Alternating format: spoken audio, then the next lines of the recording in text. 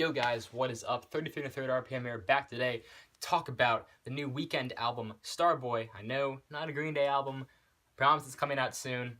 Promise. Although I shouldn't make promises, because every time I make a promise on this channel, I seem to not fulfill it. So, I don't know, into the album. Anyway, the Weeknd, also known, his real name is Abel Tesfaye, is a critically acclaimed singer from Toronto, Canada, whose last album, Beauty Behind the Madness in 2015, broke onto the scene explosively with hit songs such as Earned It, The Hills, and Can't Feel My Face, all songs that I didn't really care for, honestly, and that album didn't do much for me. It was my first exposure to The Weeknd, and it wasn't really a good one.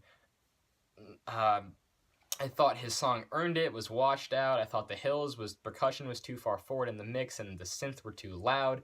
And I thought Can't Feel My Face just felt like a blatant ripoff of Michael Jackson, a comparison that's frequently made when people are talking about him. But when this new song dropped, Starboy, featuring my favorite electronic duo, Daft Punk, I absolutely fell in love with it, and I've been waiting for this album ever since. So, let's talk about what I think this album does right, because normally I don't watch a lot of reviews before I go into this, reviewing an album, but I just couldn't resist this time, and I feel like I share a lot of opinions with a lot of other people on here that this album, when it hits its highs, is really damn good, and when it doesn't, and when it sinks into a slump, it's really not pleasing to listen to at all. You got tracks on here that kick it off. Starboy featuring Daft Punk. Love how this starts out with The Weeknd saying, I'm trying to put you in the worst mood, talking directly to the audience, saying, like he says later in the chorus, look what you done, I'm a motherfucking Starboy. These people have corrupted him. They've taken all semblance of a normal life away from him and pushed him into pop stardom. And while he appreciates what they've done for him, he doesn't necessarily want it or like the fame that comes with that either. Fantastic production by Daft Punk, just a solid song. False Alarm, second song I like on here, track 3. You know, this has this really frantic pace to the song with these almost tribal chants over the chorus and The Weeknd screaming, hey, hey, hey, which is very nice in comparison to the smoother and slightly slower verses from this just bombastic chorus. Very cool song. You got songs in here that are going to get the traditional Michael Jackson comparison. Songs like Rockin', A Lonely Night, and I Feel It Comin', all of which fantastic songs, the last one being produced by Daft Punk. Once again, a fantastic song where The Weeknd just seamlessly and effortlessly takes over Michael Jackson's reign, sounding exactly like the King of Pop in a song that feels like it would fit right in between Don't Stop Till You Get Enough and Rock With You on Off the Wall. Fantastic album, by the way. As he sings on the end of this song, I Feel It Comin', Babe, and Daft Punk brings their robot vocals into accompany him going back and forth as he starts running up and down in his range. Oh man, it just sounds really, really smooth. I love this song. A big song that I really liked in here from me was called Reminder. This is track 4. This is The Weeknd addressing all of the claims of fame and what has happened, kind of giving us an update on what has happened to him since Beauty Behind the Madness.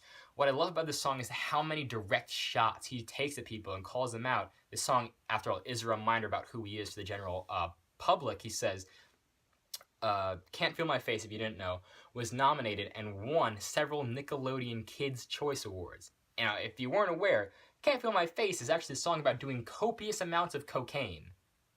So yeah, not exactly the best idea for a Kids' Choice Awards show. And he addresses that directly by saying, goddamn bitch, I am not a teen choice. Goddamn bitch, I'm not a bleach boy. Meaning he doesn't want his clean music on the radio. He wants it how it is in this album. Saying, I'm not gonna compromise who I am because I'm famous now. I'm still the same person that I was when I was writing my old stuff on records like The Trilogy and I believe in Kissland.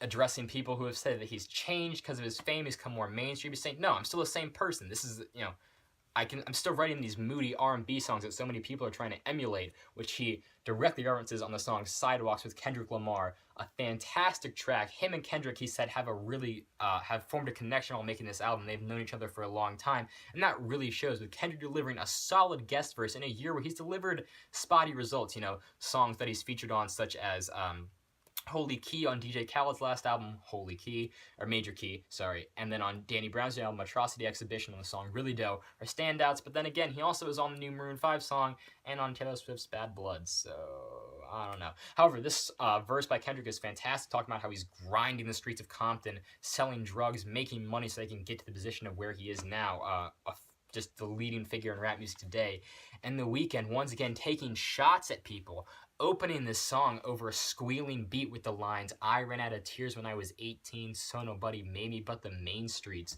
which still haunts me and gives me chills when I listen to it. I think that's superb production on there. Later in the song, he talks about takes this direct shot at all these people making moody R&B songs, trying to emulate him by saying, so many people think they made me, and if they made me, well then replace me. Oh man, that's amazing. And I like how he brings someone else in to do the bridge after the verse between his verse and Kendrick's verse, which really provides this cool kind of contrast, thinking that The Weeknd and Kendrick are telling the story. They share something in common. One thing that I don't mind about this album that I think other people don't like is that there's a lot of auto-tune on here, but if The Weeknd can sing really well if you've ever seen a live performance from him, so I feel like this doesn't take too much away from this because I already know he's a good singer. Other songs in here that just have real power are 6 Feet Under and the aforementioned Lonely Night and the song Secrets, which have this, Lonely Night has this 70s beat that feels like, I believe Anthony Fantano on the Nino drop is a perfect comparison. It says like it's something out of a Chromeo record. Man, just this disco funk instrumental with The Weeknd just glides over, which is fantastic, a great song to listen to. 6 Feet Under, this boom bap song about... oh, sorry, lost my train of thought there for a second. About this woman who's just taking over everybody for all their money. She doesn't care. That's a really cool song. Songs I don't like on here. Stargirl Interlude with Lana Del Rey. Moment of silence for this song. It sucks. Really bad. I hate Lana Del Rey. She just sounds like a depressed lady wailing over a mic. And, I have hated her last 2 albums. I don't think she has any talent whatsoever. And on this song, it just sounds awful. I can't justify listening to this song whatsoever. Thank God it's only a minute. You have songs like Love to Lay, Attention, Ordinary Life, and All I Know featuring Future. These are on the second half of the album, and these just kind of mesh together. There are 4 songs in a row with no break in between them, and they all feel like the boring same song with the same message. Hey, I'm famous, and nobody understands me. Hey, I meet all these women, and I pick them up and then drop them. It kind of meshes together when he's telling the same story over and over again. Songs that I think are kind of Party Monster, the second track on here, and the 4th single, is very catchy with the instrumental, sounding very washed out, but also with these hitting drums, but it has the same message of this girl who The Weeknd thinks is very attractive because she looks like she parties a lot and he parties a lot, so they should connect. And it's just kind of like, I've heard this before. True Colors and Nothing Without You are ballads that I feel like are good but don't lack the pure raw emotion that songs like Die For You do, which is just a fantastic cut. That's the second to last track, Die For You, on this album. Definitely go check it out. The best example of a ballad on here. So this kind of puts me in an awkward spot because I really like some parts of this album, and the songs that I don't like are all in a clump and kind of take away any momentum that this album had for me. That doesn't stop these great songs such as Starboy, Reminder, Sidewalks, A Lonely Night, I Feel It Coming and Die For You from being stand-out moments, and it's probably going to be some of my favorite songs that have come out this year. I'll have to see for that new Gambino album. But the songs that are bad on here are really bad. However, that doesn't take away from how great this album is, and so I'm going to give this album an 8 out of 10 and say definitely a recommendation if you're a fan of The Weeknd, definitely if you're a fan of R&B, even honestly a little bit of like pop, disco music. There's definitely some cuts on here for you. This is a solid project and leaps and bounds ahead of Beauty Behind the Madness. Well, thanks for watching, guys. That was my review of The Weeknd's 2016 album, Starboy. I hope you liked it. if you do, I'll leave a like and a comment down below if you thought some tracks you disagree with me on here. Let's talk about them in the comments. Let's see how you're wrong. No, I'm just kidding. Anyways, love to discuss anything with you guys. I promise the Green Day review is coming soon. Maybe. But anyway, until the next video, I am 33 1/3 RPM, signing off. Catch you on the flip side. Keep on spinning, guys.